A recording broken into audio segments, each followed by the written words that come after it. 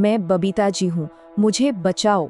सोचिए, ये एक ऐसी चीख थी जिसने पूरी अंधेरी रात को चीर कर रख दिया। और बस इसी एक आवाज से आज की हमारी ये रहस्यमयी कहानी शुरू होती है। कल्पना कीजिए, आधी रात का वक्त है और बाहर चल रहा है एक भयंकर तूफान। कॉलोनी में ना एकदम सन्नाटा पसरा हुआ है। बस तेज हवा की साएं साएं और पुराने घरों के दरवाजों की वो चरमर की आवाजें। माहौल में एक अजीब सा, एक अनकहा सा तनाव। और फिर ठीक उसी वक्त वही भयानक चीख दोबारा गूंजती है। इस बार इतनी तेज कि पूरी कॉलोनी की खामोशी जैसे टूटकर बिखर जाती है। लोग घबराए हुए अपने अपने घरों से बाहर निकल आते हैं। किसी को कुछ समझ नहीं आ रहा कि आखिर हुआ क्या है। लोग धीरे धीरे उस घर की तरफ बढ़ते हैं जहां से वो आवाज आई थी। देखते हैं तो दरवाजा आधा खुला हुआ है, अंदर घना अंधेरा, और उसी अंधेरे में जमीन पर एक आदमी बेसुध पड़ा है। वो है जेठालाल, और उसके ठीक पास एक लड़की कांपते हुए खड़ी है। बस एक ही बात दोहराई जा रही है, मैंने कुछ नहीं किया। तो चलिए अब इस कहानी के उलझे हुए धागों को एक एक करके सुलझाते हैं, क्योंकि ये सिर्फ एक कत्ल की कहानी नहीं है।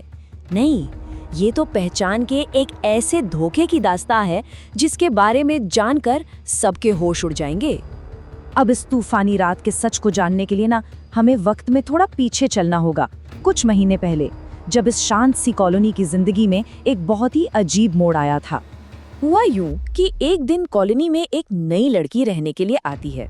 नाम पूछने पर पता चलता है बबीता जी। लेकिन उसके आते ही सब लोग हैरान रह जाते हैं। हैरान क्यों? क्योंकि भाई इस कॉलोनी में तो पहले से ही एक बबीता जी रहती थी। और बात सिर्फ नाम की नहीं थी। सबसे ज्यादा चौंकाने वाली बात तो ये थी कि दोनों का चेहरा हूबहू एक जैसा था, बिल्कुल एक जैसा, मानो जैसे एक ही इंसान दो अलग अलग जिंदगियां जी रहा हो। और जानते हैं, जब वो दोनों पहली बार आमने सामने आई तो किसी ने कुछ नहीं कहा, बस एक दूसरे को देखकर एक हल्की सी मुस्कान दी। पर वो मुस्कान, उसमें हैरानी कम और कोई गहरा राज ज्यादा छिपा था। अब ये उलझन क्या कम थी जो इसे और बढ़ाने के लिए कॉलोनी में दो आदमी भी थे। और मजे की बात ये कि दोनों का नाम एक ही था, जेठालाल। हाँ, दोनों अलग अलग परिवारों से थे पर नाम एक। शुरू में तो लोगों ने बड़ा मजाक उड़ाया, पर धीरे धीरे ये मजाक एक गंभीर पहेली बनता चला गया। फिर एक शाम एक जेठालाल ने बबीता जी में से एक को पार्क में मिलने के लिए बुलाया। जब वो आई तो उनकी आंखों में कुछ अजीब सा था, कुछ बदला बदला सा। जेठालाल ने यूं ही पूछ लिया, तुम ठीक तो हो? और जवाब में जो सुनने को मिला उसने उसे सोचने पर मजबूर कर दिया। उन्होंने कहा, मैं तो हमेशा से ऐसी ही हूं। बस यही वो एक लाइन थी जिसने शक का पहला बीज बो दिया था।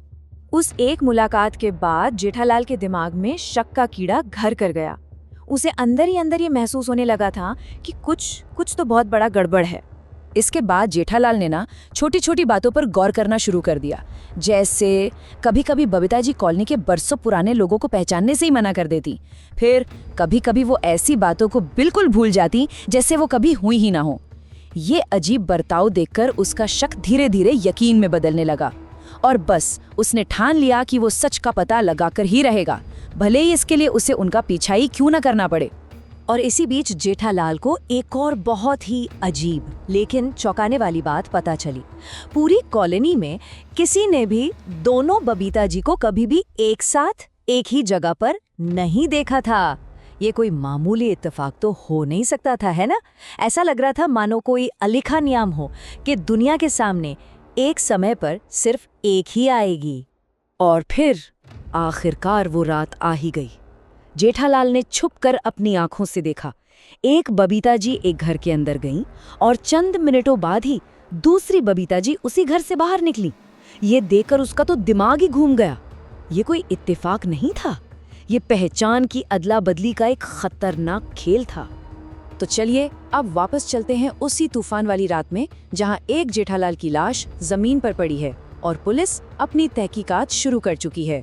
पुलिस की जांच में जो कहानी सामने आई वो कुछ ऐसी थी कि ये दोनों बबीता जी असल में जुड़वा बहनें थीं जो बचपन में बिछड़ गई थीं। एक ने सीधी सादी जिंदगी गुजारी तो दूसरी अपराध की दुनिया में चली गई। सालों बाद जब ये दोनों मिली तो उन्होंने पहचान की अदला बदली का ये खेल शुरू किया और मारा गया जेठालाल। उससे इनका ये राज पता चल गया था। लेकिन कहानी में असली मोड़ तो तब आया जब दूसरे वाले जेठालाल ने खुद अपना जुर्म कबूल कर लिया। उसने पुलिस को बताया कि वो बबीता जी से प्यार करता था, और जब पहले जेठालाल ने उनका राज खोलने की धमकी दी तो उसने उसे रास्ते से हटा दिया। उसका इकबालिया बयान था, मैं उसे खो नहीं सकता था, चाहे वो कोई भी हो। इस इकबालिया बयान के बाद तो लगा कि भाई केस सुलझ गया, कातिल मिल चुका है, कत्ल की वजह भी साफ है, बस फाइल बंद होने ही वाली थी, या कम से कम सबको ऐसा ही लग रहा था। लेकिन कहानी यहाँ खत्म नहीं हुई थी। अरे असली खेल तो अब शुरू होना था, क्योंकि एक आखिरी सबूत अभी आना बाकी था। एक ऐसा सबूत जो इस पूरी कहानी का रुख ही बदलने वाला था। और वो सबूत था फिंगरप्रिंट रिपोर्ट। यूं तो ये एक मामूली सी रूटीन प्रक्रिया होती है, लेकिन इस केस में यही रिपोर्ट सबसे बड़ा तूफान लेकर आने वाली थी। रिपोर्ट के नतीजे किसी के भी होश उड़ाने के लिए काफी थे। जिस बबीता जी को पुलिस ने गिरफ्तार किया था, उसके फिंगरप्रिंट्स किसी भी सरकारी या क्रिमिनल रिकॉर्ड में थे ही नहीं। Zero match. वो एक ऐसा चेहरा थी जिसका कोई नामो निशान, कोई अतीत था ही नहीं। और इस एक रिपोर्ट ने पूरी कहानी को फिर से उलझा दिया। सवाल ये था कि अगर जुड़वा बहनें दो थीं और जो महिला गिरफ्तार हुई है वो उन दोनों में से कोई भी नहीं है, तो फिर ये तीसरी कौन थी? क्या इस खेल में दो नहीं बल्कि तीन चेहरे शामिल थे? खैर, केस तो उलझकर फाइलों में बंद हो गया और जिंदगी अपनी रफ्तार से आगे बढ़ने लगी। पर फिर कुछ दिनों बाद कॉलोनी के एक सुनसान कोने में एक लड़की दिखाई देती है। वही चेहरा, वही आंखें।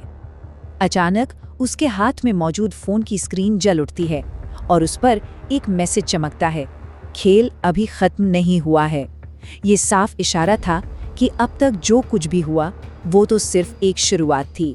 वो लड़की मैसेज पढ़कर धीरे से मुस्कुराती है और कहती है, अब असली खेल शुरू होगा। और उसी पल ये बात साफ हो जाती है कि सच उतना सीधा नहीं होता जितना दिखता है, और हर चेहरा सच नहीं होता। सवाल अब भी वही है, इस खेल का असली खिलाड़ी आखिर है कौन? उम्मीद है आपको ये कहानी पसंद आई होगी, और ऐसी ही कहानियों के लिए ज़ेनोरा को सब्सक्राइब करें, लाइक करें। अभी के लिए बाय बाय, फिर मिलेंगे।